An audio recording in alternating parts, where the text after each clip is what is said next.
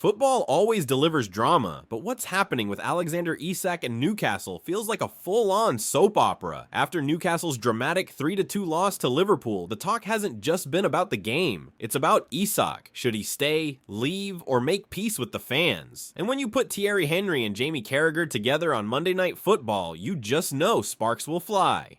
Before we dive in, quick call to action. If you love football debates, dramatic transfers, and big match reactions, hit like, subscribe, and let me know in the comments. Should Newcastle keep Isak, sell him, or leave him rotting in the reserves? Now, let's get into what people are saying, because the reactions were explosive. Many were just happy to see Thierry Henry back on the panel. Fans said Sky is lucky to have him, remembering his Champions League analysis on CBS. Paired with Carragher, it felt like good cop, bad cop, and plenty agreed that Monday Night Football really hit the mark this week. But as fun as the punditry was, the real storm is all about Isak. Some believe Newcastle must hold firm. Isak signed a contract, and contracts should mean something. If they give in now, every player who wants out will try the same trick. People compared it to Nicolas Anelka at Arsenal, when Wenger refused to sell immediately. It might have hurt in the short term, but it sent a message. Others stress that Newcastle can't afford to sell their best striker to a direct rival this late in the window. At this stage, it's not just about money, it's about protecting the club's ambitions and showing they won't be bullied. On the other side, many feel the bridge has already been burned, with fans mocking him and even printing Isak is a rat shirts. People said there's no way back. One reaction summed it up.